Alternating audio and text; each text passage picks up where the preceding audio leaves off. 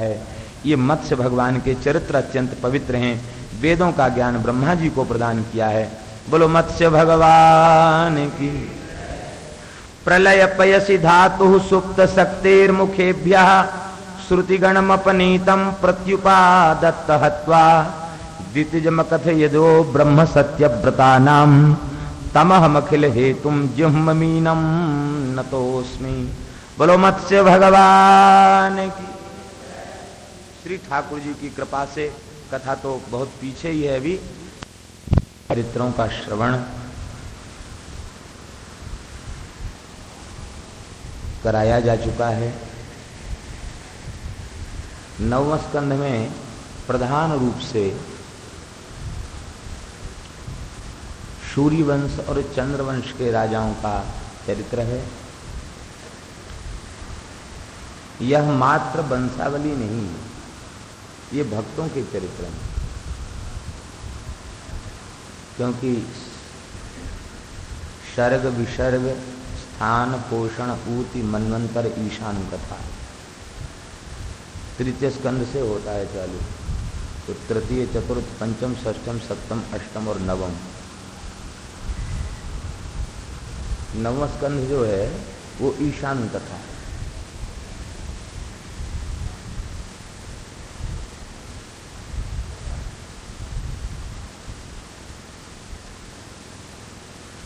सर्ग विसर्ग जो दशलक्षण है वे तृतीय स्कंध से प्रारंभ होते, क्योंकि प्रथम स्कंध और द्वितीय स्कंध तो भागवत की भूमिका है, और तृतीय स्कंध से सर्ग सृष्टि का जो उपक्रम है तृतीय स्कंध से प्रारंभ होता है। तो सर्ग विसर्ग स्थान पोषण ऊति मनवंतर और ईशान कथा, अष्टम स्कंध का विषय मनवंतर और 9वें स्कंध का विषय ईशानु कथा है। ईशानु कथा शब्द का तात्पर्य शब्दों से ही व्यक्त है। ईश माने होता है श्री कृष्ण, अनु माने अनुचर, उनकी कथा। ईशानु कथा माने श्री कृष्ण के अनुचर भक्त जो हैं, भगवान के जो भक्त हैं उनकी कथा। एक प्रकार से ये श्रीमद् भागवत की 9वां स्कंद भक्त नामावली है। ये भक्त नामावली उन भक्त राजाओं के चरित्र हैं जो भागवत धर्म के पोषक हुए हैं, अथवा अन्य कोई चरित्र भी उसके मध्य में है तो वो भी भागवत धर्म के पोषण में ही। जैसे गिरगिट बन गया, अजगर बन गया, ये सब चरित्र इसलिए हैं कि इतना सब करने के बाद भी इस योनि में चला गया। क्यों चला गया? भक्ति से शून्य और विमुख होने के बाद। इसलिए भक्तों का महात्म्य, भागवत धर्म का महात्म्य और भक्तों की नामावली, पूरे पूरे चरित्र लिखे तो बहुत बड़ा हो जाएगा, केवल भक्त नामावली। राजोवाच मन्वन्तराणि सर्वाणि त्वयोक्तानि श्रुतानि मे वीर्याण्यनन्तवीर्यस्य हरेस्तत्र कृतानि च।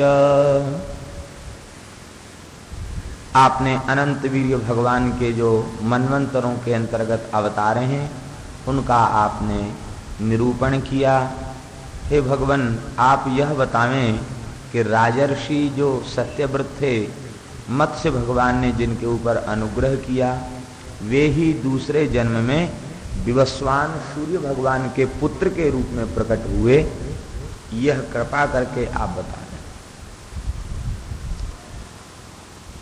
मनु शब्द से दो मनु, एक तो स्वयंभुव मनु और दूसरे वैवस्वत मनु। ब्रह्मा जी के पुत्र जो हुए हैं वे मनु शत्रुपा, ये स्वयंभुव मनु, और सूर्य नारायण के जो पुत्र हुए हैं वे वैवस्वत। सुखदेव जी ने कहा कि मनुवंश का विस्तार पूर्वक वर्णन कर पाना संभव नहीं है, क्योंकि यह इतना पवित्र वंश है, इतना विस्तार है इसका कि सैकड़ों वर्षों में भी उसका वर्णन कर पाना सरल नहीं है, कठिन है। भगवान श्री नारायण के नाभि से कमल प्रकट हुआ, कमल से ब्रह्मा जी का प्रादुर्भाव हुआ और श्री ब्रह्मा जी के मन से मरीचि ऋषि प्रकट हुए, मरीचि के पुत्र कश्यप हुए, कश्यप की अदिति नाम वाली पत्नी से श्री विवस्वान सूर्य आदित्य के पुत्र वैवस्वत मनु हुए। विवस्वतः अपत्यम, विवस्वान सूर्य के अपत्य होने से, अपत्य अर्थ में अण प्रत्यय होकर के आद्यच वृद्धि होकर के वैवस्वत शब्द बना। सूर्य के पुत्र होने से उनके आगे वैवस्वत विशेषण लग गया। सूर्य नारायण की कई संतान हैं। वैवस्वत मनु,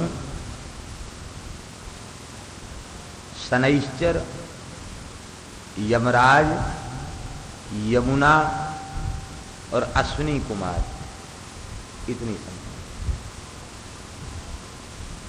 मनु, यम और शनैश्चर और अश्विनी कुमार दो, ये पांच पुत्र हुए।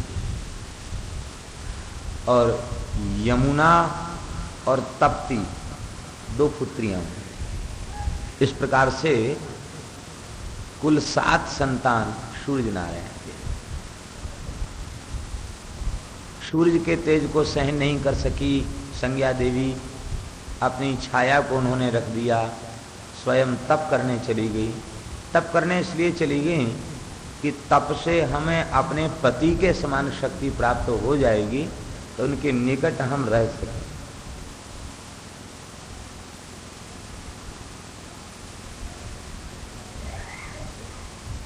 वे घोड़ी का रूप धारण करके तप कर रही थी, अश्वा बन करके तप कर रही थी। सूर्य नारायण अश्व का स्वरूप धारण करके पहुंचे और उन्होंने उस समय 2 पुत्रों को जन्म दिया। यही 2 पुत्र हुए अश्विनी कुमार। यह अत्यंत सुंदर। छाया से उत्पन्न शनैश्चर थे, यमराज और यमुना और छाया का पुत्र शनैश्चर, इनमें परस्पर कलह था। वो छाया जो थी वो अपने पुत्रों में और संज्ञा देवी के पुत्रों में भेद मानती थी। यद्यपि वो थी संज्ञा की ही छाया, लेकिन इतने सूक्ष्म अंतर से भी उसमें भेद आ गया। मेरी है, ये मेरी नहीं है संतान। एक बार यम ने संज्ञा देवी का तिरस्कार कर दिया। सूर्य नारायण हो गए, नाराज हो गए, तुमने अपनी माता का तिरस्कार किया है, तुम जो है प्रेतों के अधिपति बन जाओ, मृतात्माओं के अधिपति तुम बन जाओ। शाप दे। यमुना जी ने पक्षपात किया, बोले तुम नदी हो जाओ। तप्ती ने पक्षपात किया, तुम भी नदी बन जाओ। बाद में सूर्य को इस बात का बोध हुआ। शनि ग्रह ने तिरस्कार किया, शनि को पापग्रह होने का शाप दे दिया। इस तरह से सूर्य नारायण ने अपनी संतानों को, तप्ती का विवाह संवरण के साथ हुआ, जो ताप्ती नदी आज भी गुजरात क्षेत्र में प्रवाहित है, और यमुना का विवाह भगवान श्री कृष्ण के साथ हुआ। ये भगवान की पटरानी है। और यमुना जी के गर्भ से भगवान सूर्य के द्वारा, भगवान श्री कृष्ण के द्वारा 10 पुत्र उत्पन्न हुए और 1 कन्या उत्पन्न हुई। यमुना जी के 10 पुत्र हैं और 1 कन्या। मनु जी से सृष्टि विस्तार की आज्ञा प्रदान की है। सूर्यवंश के कुल पुरोहित के रूप में श्री वशिष्ठ जी को नियुक्त किया है। श्रद्धा देवी के गर्भ से कोई संतान नहीं हुई तो श्री वशिष्ठ जी महाराज ने यज्ञ कराया और इस यज्ञ के परिणाम स्वरूप पुत्र न होकर पुत्री उत्पन्न हुई। मनु जी पुत्री के उत्पन्न होने से दुखी हो गए हुए, ऐसी बात नहीं थी।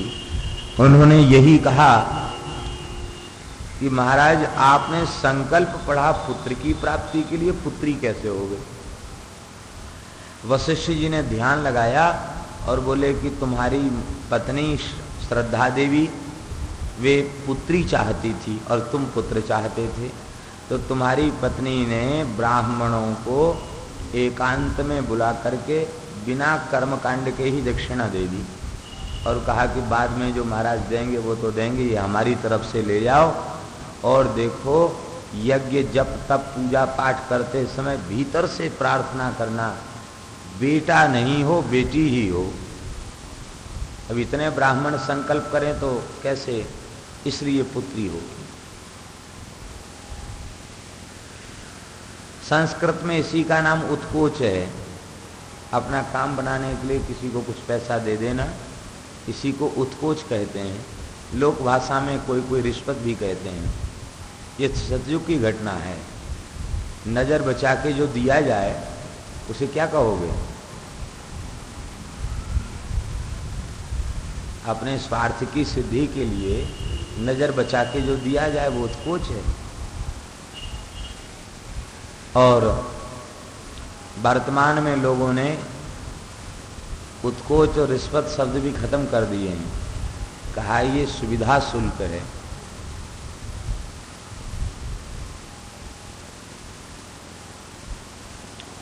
विद्यालयों में केंद्र से छात्रवृत्ति निश्चित होती है योग्य छात्रों की, तो उसका एक कागज अदालत से बनवाना पड़ता है प्रत्येक विद्यार्थी।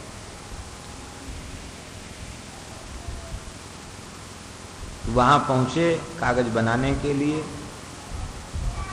तो उन्होंने कहा महाराज ये पैसा मिलेगा आपको। भाई हम तो विद्यार्थी, पैसा मिलेगा तो पुस्तक खरीदेंगे। आप कुछ भी करें इससे हमें मतलब नहीं है, आपको काम कराना है तो सुविधा शुल्क दीजिए। हम नहीं समझ सके सुविधा शुल्क किसे कहते। तो एक बाबू थे, बोले महाराज सुविधा शुल्क माने होता है कि अपनी तरफ से कुछ पैसा दीजिए इनको, तब ये हस्ताक्षर करेंगे, कागज बना के देंगे। ये स्थिति। तो लोगों ने रिश्वत को सुविधा शुल्क कह दिया। आपको सुविधापूर्वक जल्दी काम कराना है तो पैसा दीजिए, जल्दी नहीं कराना है, कराना ही नहीं है तो जाइए झगड़ा कीजिए। और एक दो भ्रष्ट हों तब तो बात चले, कुएं में भांग पड़ी है। छोटे से लेके बड़े तक सबको चाहिए। बस अंतर इतना है कि उस काल में एक कोई घटना घट गई और आज तो इन्हीं का बाहुल्य हो गया, इतना अंतर है। लेकिन श्री मनु जी के आग्रह पर श्री वशिष्ठ जी महाराज ने अपने तपोबल से, संकल्प बल से उस पुत्री को पुत्र के रूप में परिवर्तित कर दिया। उसका नाम सुद्युम्न रखा गया। ये कवच धारण करने योग्य हो गए। शिकार खेलते हुए इलाव्रत खंड में पहुंच गए, जहां शंकर जी के शाप से कोई पुरुष प्रवेश नहीं करता था। जो प्रवेश करे वह स्त्री बन जाए। ये जैसे ही घुसा ये स्त्री बन गया, इसके सैनिक सब स्त्री बन गए, घोड़ा घोड़ी हो गया। ये एक दूसरे की ओर देखकर हंसने लगे, बोले अरे हम स्त्री कैसे हो गए। जंगल में भटक गए, बड़े दुखी हो गए, क्या करें। उस जंगल से पार निकलने के बाद एक सरोवर में तप कर रहे थे सुमेरु पर्वत की उपत्यका में चंद्रमा के पुत्र बुध।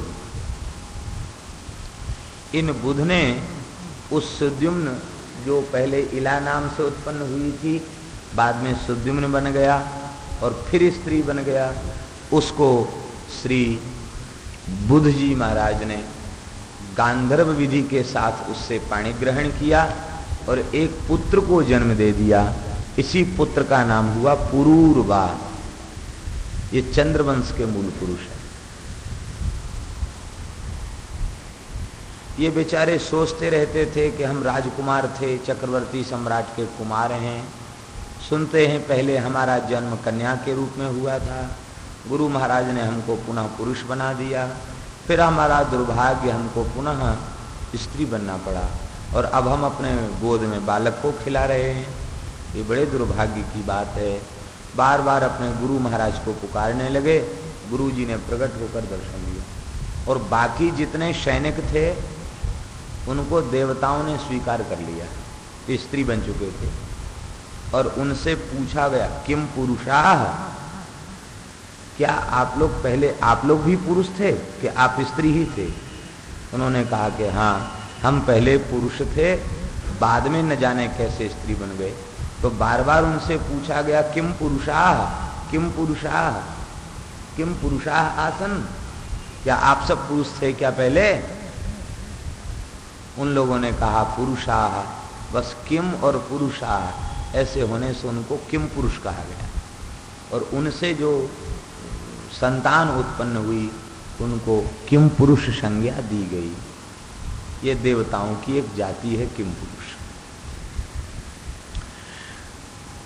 गुरुदेव वशिष्ठ जी प्रकट हो गए और शंकर जी की प्रार्थना की और शंकर भगवान ने प्रकट होकर के कहा कि हमने इस वन को शाप दिया, इसलिए हमारे शाप की मर्यादा भी रहनी चाहिए और आपकी उपासना की मर्यादा भी रहनी चाहिए। इसलिए हम व्यवस्था देते हैं, यह 1 महीने पुरुष रहेगा और 1 महीने स्त्री बन के जिएगा। यह दुखी हो गया, महाराज ऐसा मत करिए। तब तक तो शंकर जी बोले तुम्हारे भाग्य में ऐसा लिखा था, लिखा। शंकर जी चले गए। रोने लग गया गुरु जी, ये तो बड़ी समस्या हो गई, स्त्री ही बने रहते तो भी ठीक था, या पुरुष ही बन जाते तो ठीक था, और न तो स्त्री रह गया न पुरुष रह गया, बार बार बदलना पड़ेगा शरीर, ये तो बड़ी भारी समस्या हो जाएगी। वशिष्ठ जी ने भी यही कह दिया, तुम्हारे प्रारब्ध में राजकुमार ऐसा ही है, किसी को भोग। लेके वशिष्ठ जी इनको आ गए। 1 महीने तो अपने पिता के साथ बैठकर शासन करते दरबार में, और 1 महीने अंतःपुर में निवास करते, स्त्री का स्वरूप इनका हो जाता। प्रजा ने अभिनंदन नहीं किया। ऐसा राजा नहीं चाहिए जो 1 महीना तलवार ले, 1 महीने चूड़ी पहन के भीतर बैठ जाए, ये ठीक नहीं। प्रजा ने अभिनंदन नहीं किया। आपको तीव्र वैराग्य हो गया, आप सब कुछ त्याग कर चले गए और आपने प्रयाग में गंगा के तट पर एक नगर की स्थापना की। यद्यपि गंगा तो वहां बहुत बाद में आई और प्रतिष्ठानपुर वहां पहले बन गया। गंगा जी तो सूर्यवंश की परंपरा में बहुत बाद में आई है, वहां प्रतिष्ठानपुर बन गया। और यमुना वहां पूर्व से ही प्रवाहित हुआ करती, यमुना जी पहले से। प्रतिष्ठानपुर जिसे वर्तमान काल में झूसी कहते हैं, प्रतिष्ठानपुर बनाया और प्रतिष्ठानपुर का राजा पुरूरवा को बना दिया। और स्वयं ये सुद्युम्न जंगल में चले गए, भजन करने लगे। भजन करते करते आपको भगवान की प्राप्ति हो गई, आप जीवन मुक्त महापुरुष हुए। श्री वृंदावन बिहारी। ये 9वें स्कंध के सबसे पहले भक्त वैवस्वत मनु और दूसरे भक्त ये सुद्युम्न। यहां देखिए सुद्युम्न के चरित्र में एक विशेषता है, भले ही उस बेचारी की दुर्दशा हो गई, 1 महीने स्त्री और 1 महीने पुरुष बन के उसे रहना पड़ा, लेकिन यह उसने करके दिखा दिया कि लौकिक दृष्टि से चाहे जितना कोई उपेक्षित हो जाए, यदि वह संसार की परवाह छोड़कर भजन में लग जाए तो भजन में चाहे स्त्री हो पुरुष हो अथवा स्त्री पुरुष कुछ भी न हो, पुरुष नपुंसक नारी वा जीव चराचर कोई, जो भजन में लग जाएगा उसका कल्याण हो जाएगा। और भजन करके इसने भगवान के चरण कमलों को प्राप्त किया। तो भजन में सबका अधिकार है, भजन में लग जाए तो जीव का परम कर। ये बात इसने अपने चरित्र के द्वारा प्रकट कर दी। इसके बाद पुनः श्री मनु जी महाराज ने संज्ञा देवी के गर्भ से, श्रद्धा देवी के गर्भ से 10 पुत्रों को उत्पन्न किया। इक्ष्वाकु नरिश, इक्ष्वाकु नृग, शर्याति, दिष्ट, धृष्ट, करुष, नरष्यंत, प्रसद्र, नवग, कवि, बिहु, इन 10 पुत्रों को उत्पन्न किया। देखिए इनमें एक नृग का नाम आया। ये गिरगिट बनने वाले नृग नहीं है। प्रायः भागवत के प्रवक्तागण इस स्थल में भ्रम में रहते हैं। वो इन्हीं नृग का चरित्र गिरगिट के रूप में वर्णन कर देते। ये नृग नहीं है, दो नृग हैं, क्योंकि ये नृग तो वैवस्वत मनु के पुत्र हैं और जो गिरगिट बने हैं वे भगवान को परिचय देते हैं। नृगो नाम नरेंद्रो हम इक्ष्वाकु तनया प्रभो। मैं इक्ष्वाकु का पुत्र हूं। तो इक्ष्वाकु तो मनु के पुत्र थे, तो इक्ष्वाकु के पुत्र का नाम भी नृग था, जो बड़ा भारी धर्मात्मा हुआ और ब्राह्मणों की अपराध के कारण उसे गिरगिट बनना पड़ा। तो दो नृग हैं, एक नृग तो मनु के पुत्र नृग हैं और दूसरे इक्ष्वाकु के पुत्र नृग हैं। माने एक मनु के बेटा हैं और एक मनु के पोता हैं। बहुत है। क्षत्रियों में एक नाम की परंपरा बहुत समय से चली आई। जयपुर में एक किसी वृद्ध ने हमको बताया था कि प्राचीन काल में जयपुर की राजगद्दी की परंपरा बड़ी विलक्षण थी। 4-5 खड्ग होते थे पुरखों के नाम के, किसी में मान सिंह, किसी में माधव सिंह, किसी में जोरावर सिंह, ऐसे नाम लिखे होते। 4-5 नाम ही लिखे होते। और जिसे राजा बनाने का निश्चय किया जाता था, उसके नेत्रों में पहले देवी का पूजन कराने के बाद, कुल देवताओं का पूजन कराने के बाद, उसके नेत्रों पर मोटी पट्टी बांध दी जाती थी और पट्टी बांध करके उसे अज्ञात स्थल में 5 रखे हुए खड्ग, उन खड्गों में से कहा जाता था कि किसी एक खड्ग को स्वीकार कर लो। जब वह एक खड्ग को उठाता तो उन खड्गों पर नाम लिखे रहते थे। तो जैसे खड्ग पर मान सिंह लिखा है तो उसका जन्म से नाम कुछ भी रहा हो, खड्ग पर मान सिंह लिखा है तो उसका नाम फिर मान सिंह होगा। राजा के रूप, मान सिंह के रूप में उसकी प्रसिद्धि होगी। माधव सिंह खड्ग पर लिखा है तो माधव सिंह के नाम से प्रसिद्धि होगी। इस तरह का उन लोगों में परंपरा रही। एक राज परिवार से जुड़े व्यक्ति ने, वृद्ध व्यक्ति ने बताया ऐसी परंपरा। तो कहने का तात्पर्य ये है कि क्षत्रियों में ऐसे नामों की परंपरा रही, इसलिए कई भरत हैं, कई नृग हैं, मानधाता भी 2 हैं। इस तरह से पुराणों में है। इन सूक्ष्म स्थलों पर दृष्टि रखने से ही बात समझ में आती है। तो इक्ष्वाकु सबसे बड़े थे। इक्ष्वाकु के 100 पुत्र उत्पन्न हुए और 100 पुत्रों से वंश का विस्तार हुआ। इसलिए सूर्य वंश का सर्वाधिक विस्तार इक्ष्वाकु से हुआ और इक्ष्वाकु के ज्येष्ठ पुत्र की परंपरा में ही भगवान श्री राम प्रकट हुए। इसलिए इक्ष्वाकु वंश प्रभवो रामो नाम जनैः श्रुतः नियतात्मा महावीर्यो दितिमान धृतिमान वसी बुद्धिवान नीतवान वाग्मी श्रीमान शत्रु निवर्हणा इत्यादि प्रकार से महर्षि वाल्मीकि ने वर्णन किया। इक्ष्वाकु वंश प्रभवा, इक्ष्वाकु वंश में ही वे प्रकट हुए। ये बड़े धर्मात्मा थे इक्ष्वाकु। छींकने से इनकी उत्पत्ति होगी। मनु जी ने छींका और इनकी उत्पत्ति होगी। नृग इनसे छोटे थे, ये बड़े धर्मात्मा थे। इनसे छोटे शरियाती थे, ये वेदों के प्रकांड विद्वान थे। इनकी एकमात्र पुत्री का नाम था सुकन्या। वह पृथ्वी की अभूतपूर्व सुंदरी थी।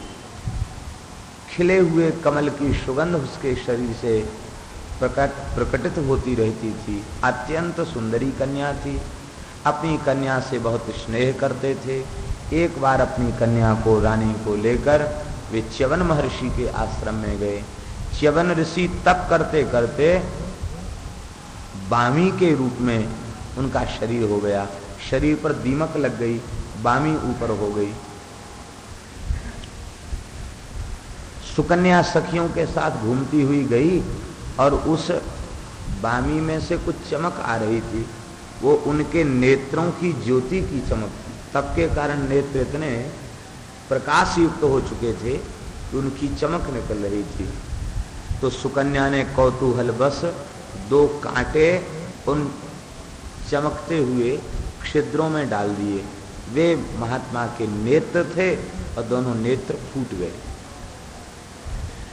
विष्णु शर्मा ने लिखा है पंचतंत्र में, अव्यापारेषु व्यापारम नवई कुर्यात् कदाचन स एव निधनम याति कीलोत्पाटीव बानरः।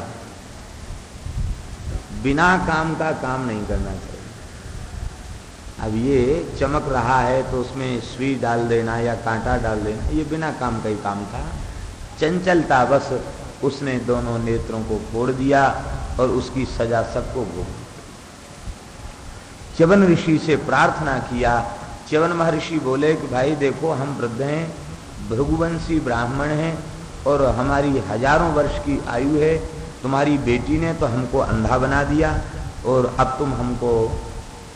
अब हमारी सेवा कौन करेगा? मैं अपने शरीर का निर्वाह कैसे करूंगा? सरियाती बड़े भारी ब्राह्मण्य देव थे, भक्त थे। आपने कहा कि जिस बेटी ने आपको अंधा बनाया है वह बेटी ही आपकी सेवा करेगी।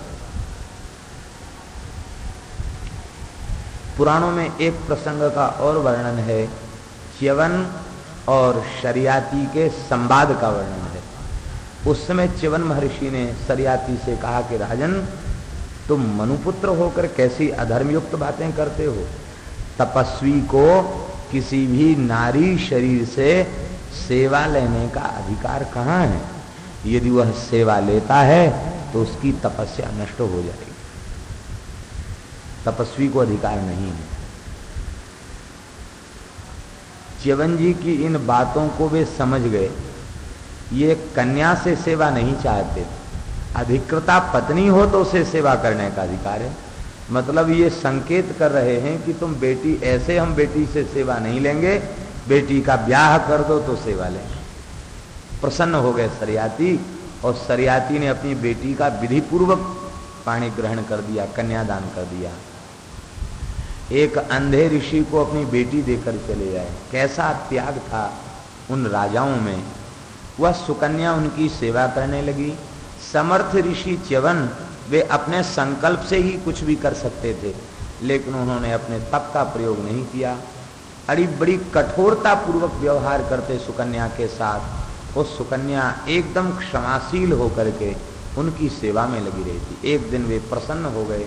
कहा, देवी तुमने अपनी सेवा से मुझे जीत लिया, क्या चाहिए? तो उसने हाथ जोड़कर कहा, महाराज मैं पतिव्रता हूं, आप स्वस्थ हो जाएं, इससे अधिक हमारी उपलब्धि क्या होगी? हमें कुछ नहीं चाहिए, मुझे तो सेवा मिल गई, सब कुछ मिल गया, बस आप वृद्ध हैं, अस्वस्थ हैं, नेत्रहीन हैं, आप स्वस्थ हो जाएं। आपने कहा ठीक है। अश्विनी कुमारों का आवाहन किया। अश्विनी कुमार पधारे, चरणों में नमस्कार किया। आपने कहा कि हमको युवक बना दीजिए और हमारी नेत्र ज्योति को पुनः ठीक कर दीजिए। आपने स्वीकार किया अश्विनी कुमारों ने, किंतु एक शर्त के साथ। पहले आप वचन दीजिए कि हम आपको सोमपान का अधिकार दिलाएंगे। देवराज इंद्र हमें देव वैद्य होने के कारण सोमपान का अधिकारी नहीं मानते। सोमपान क्या चीज है, इसको थोड़ा सा समझने की आवश्यकता है। आज वर्तमान काल में बहुधा लोग सोमपान अथवा सोमरस का मतलब वे मद्यपान से लेते हैं। यह बात अत्यंत दुर्भाग्यपूर्ण है, ये नहीं होना चाहिए। कहाँ तो मद्य जैसी अपवित्र वस्तु और कहाँ सोम रस जैसा पवित्र रस। ये सोम लता होती है और वह लता इन आंखों से नहीं देखी जा सकती। वह लता किसी दुर्लभ क्षेत्र में होती है और प्राचीन काल में वह लता प्रायः भारतवर्ष के जगह जगह पाई जाती थी। जहाँ अखंड अग्निहोत्र होता था वहाँ वह लता पाई जाती थी और तपः पूत दृष्टि के द्वारा ऋषिगण उस लता का साक्षात्कार करते थे, उसका पूजन करते थे, उसको निमंत्रित करते थे और उसको जड़ के समेत उसको उखाड़ते थे। माने उसका पंचांग, उसका मूल, उसका लता, उसके पत्ता, उसकी मंजरी, इसके संपूर्ण पंचांगों को उखाड़ करके और फिर उसको वो खरल करते थे। इसमें यज्ञीय औषधियों को मिलाते थे और खरल करके जो रस निकालते थे उस रस का नाम है सोमरस। उस रस को पीने का अधिकार देवताओं का, देवताओं में भी सब देवताओं का नहीं, लोकपाल देवपाल जो प्रधान देवता हैं उनको उसके पान करने का अधिकार प्राप्त था। वेद में सोमरस इंद्र को पिलाने के मंत्र हैं। इंद्र तुम सोमरस पान करो और सोमरस पीकर मतवाले हो जाओ, काम क्रोध आदि शत्रुओं को नष्ट कर दो, असुरों का विनाश कर दो, धर्म राज्य की स्थापना कर दो, अपने यजमान को अनंत बल प्रदान करो, इत्यादि प्रकार के भाव उसमें हुआ करते। देवताओं को पीकर उससे शक्ति बढ़ती थी और यजमान उस रस को पीता नहीं था,